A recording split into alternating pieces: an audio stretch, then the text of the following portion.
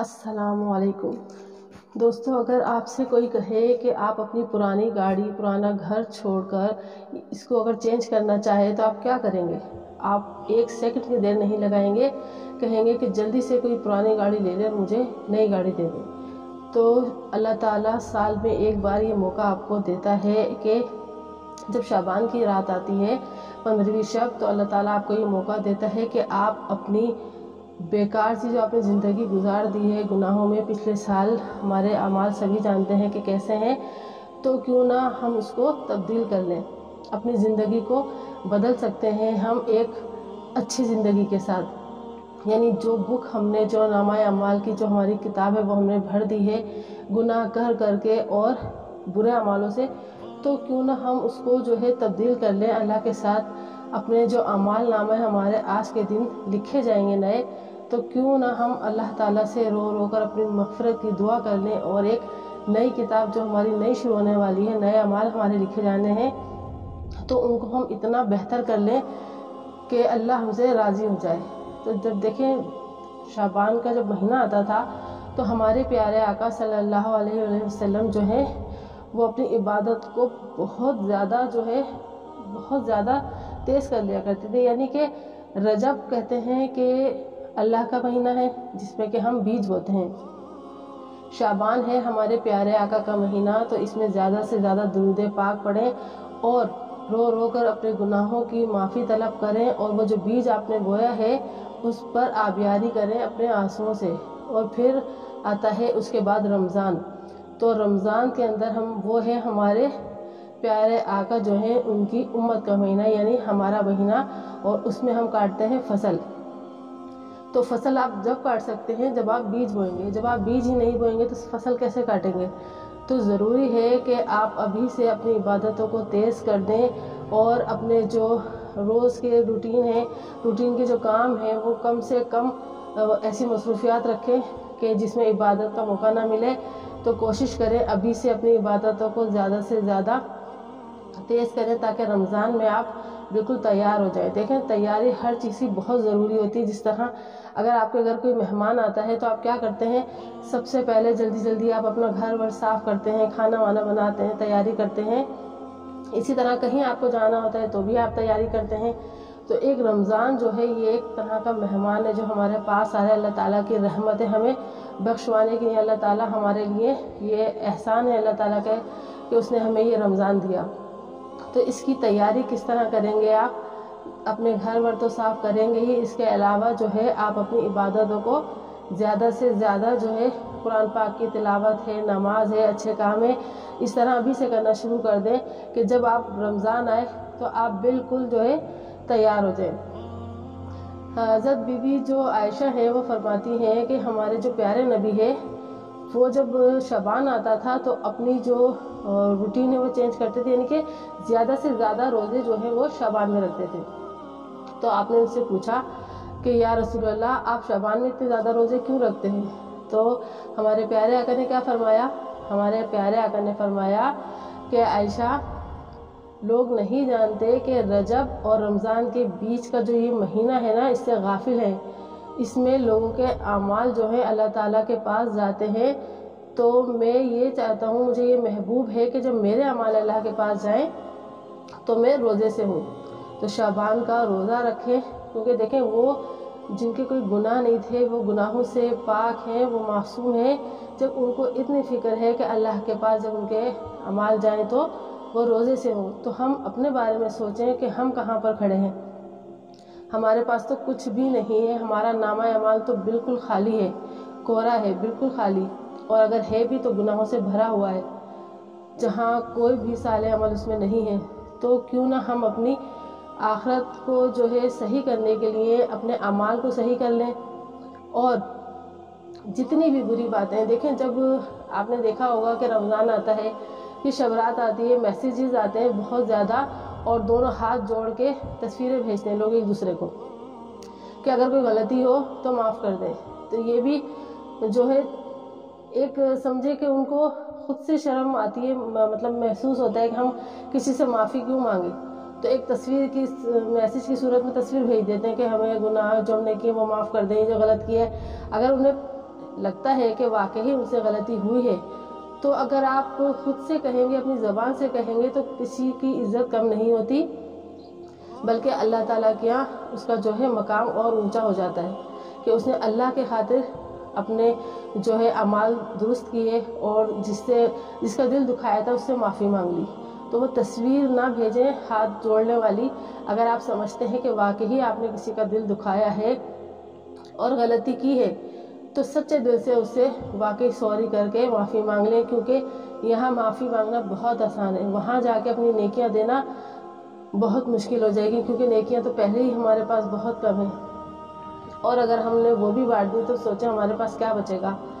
تو کوشش کریں کہ کسی کا اول تو دل ہی نہ دکھائیں، کیونکہ دل دکھانا تو بہت ہی آسان ہوتا ہے۔ کسی کا بھی مذاق اڑانا، محفل میں بیٹھ کے مذاق اڑا دینا، سب کو ہنسانے کے لیے کسی کا بھی مذاق بنا لینا۔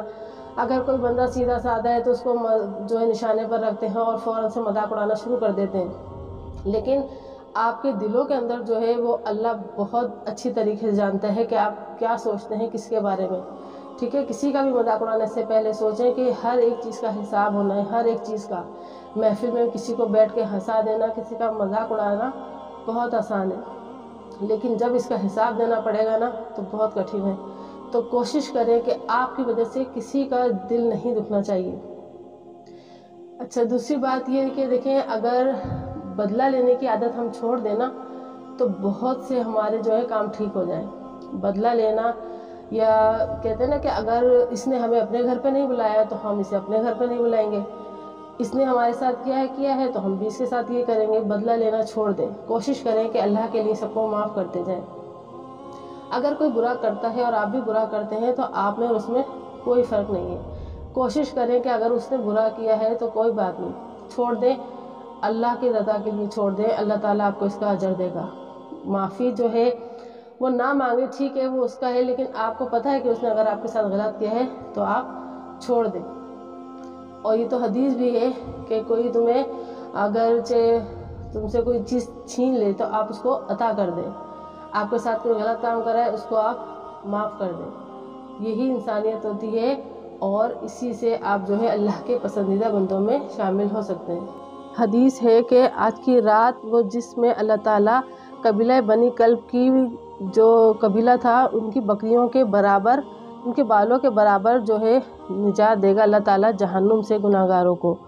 تو دیکھیں، ہم سر کے بال اپنے گن نہیں سکتے کتنے ہیں، تو بنی کلب کا جو قبیلہ تھا اس میں سب سے زیادہ بکریاں تھیں، تو ان بکریوں کے بال سوچیں کتنے ہوتے ہیں۔ اللہ تعالیٰ ان کے برابر مغفرت کرے گا، تو کیوں نہ ان مغفرت والوں میں ہمارا نام بھی شامل ہو جائے۔ تھوڑی سی کوشش سے، اگر آپ سمجھتے ہیں کہ آپ نے کسی کا دل دکھایا تو سب سے پہلے تو آپ اس سے معافی مانگ لیں، کیونکہ جب تک آپ کسی کا اگر دل دکھائے آپ کو وہ بندہ معاف نہیں کرے گا، اللہ تعالیٰ آپ کو ہرگز معاف نہیں کرے گا۔ اللہ تعالیٰ جو حقوق ہوتے ہیں نا، بندوں کے جو حقوق ہوتے ہیں، جب تک بندہ اس کو معاف نہیں کرے گا اللہ تعالیٰ بھی معاف نہیں کرے گا۔ تو سب سے پہلے آپ ان سے معافی مانگیں تاکہ آپ کی عبادت قبول ہو، کیونکہ عبادت ہی قبول نہیں ہوگی جب بندہ ناراض ہے تو اللہ تعالیٰ بھی معاف نہیں کرے گا۔ اس لیے پہلے آپ اس بندے سے معافی مانگ لیں۔ اور حدیث ہے کہ 5 لوگ جو ہیں وہ آج کی رات بھی بخشے نہیں جائیں گے۔ کون کون سے لوگ؟ سب سے پہلا تو شخص ہے شرابی، جو شراب کا عادی شخص ہے وہ نہیں بخشا جائے گا۔ دوسرا کون ہے؟ ماں باپ کا نافرمان، جس نے ماں باپ کا دل دکھایا ہے، نافرمانی کیے، وہ بھی بد نصیب ہے، اور وہ بھی جو ہے اس کی بھی آج آپ کی جو ہے مغفرت نہیں ہوگی شعبان میں، جو کہ کہتے ہیں کہ شعبان ایسا مہینہ ہے جس میں اللہ تعالیٰ سب کو ہی بخش دیتا ہے۔ اور وہ زانی جس نے زنا کیا ہوگا۔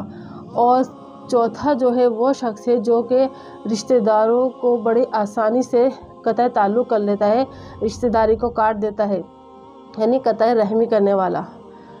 کسی سے بھی قطع تعلق کرنا، رشتہ داروں سے قطع رحمی کرنا، تو یہ کیا ہے؟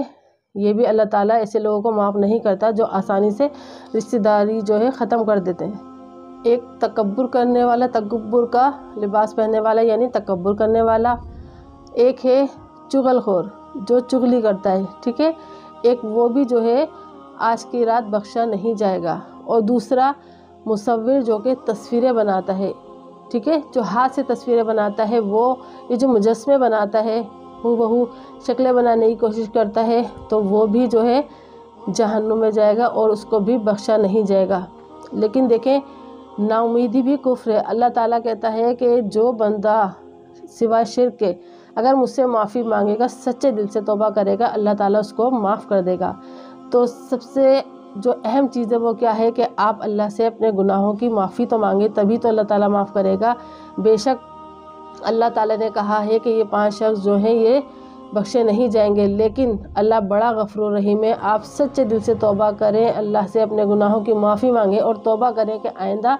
ہم ایسا کوئی کام نہیں کریں گے جس سے کہ اللہ اور اس کا رسول ناراض ہو جائے۔ تو بے شک اللہ تعالیٰ بڑا ہی پروردگار، بڑا ہی رحیم اور کریم ہے اور معاف فرمانے والا ہے اور سب کو معاف فرماتا ہے۔ اب ایک بار یہ سوچ کر، صرف یہ سوچ کر عبادت کیجیے گا کہ ہو سکتا ہے یہ ہماری آخری شب رات ہو، اس کے بعد ہو سکتا ہے ہمیں کوئی شب رات نہ ملے، تو کیوں نہ اس کو آخری شب رات سمجھ کے، آخری اللہ تعالیٰ کا چانس سمجھتے ہوئے کہ اللہ تعالیٰ نے ہمیں موقع دیا ہے کہ اپنی اعمال کی جو بک ہے وہ درست کر لیں، نامہ اعمال ہمارے اچھے ہو جائیں، تو اس کو چانس سمجھ کر اور یہ سمجھ کر کہ ہو سکتا ہے ہماری یہ آخری شب برات ہو، تو اللہ تعالیٰ اسے ہمیں عبادت جو ہم کر رہے ہیں اس کو قبول فرما لے، اور اتنی دل و جان سے عبادت کیجیے گا کہ اللہ تعالیٰ ہم سب سے راضی ہو جائے۔ اپنے دلوں کو صاف کر لیں، جیسے کہ شیشہ ہوتا ہے نا،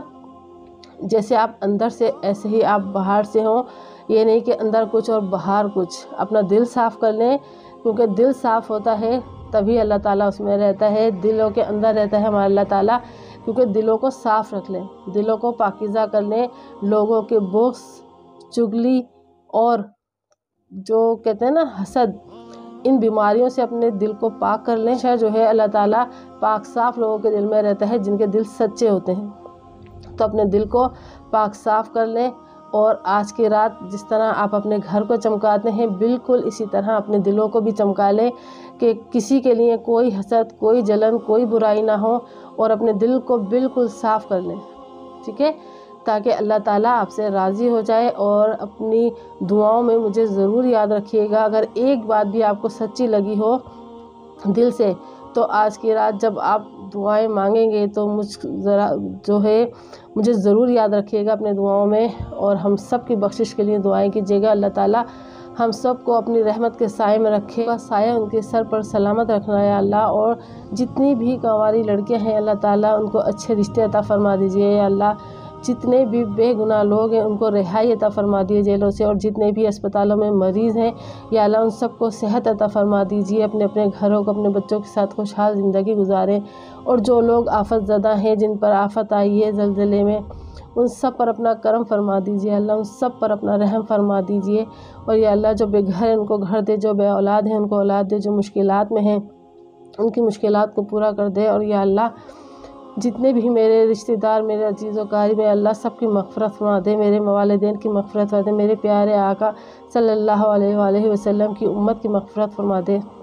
میرے محلے والوں کی مغفرت فرما دے یا اللہ، اور سب کے صدقے میں مجھ جیسے گناہ گار بندی کی بھی مغفرت فرما دے، آمین اللہم آمین۔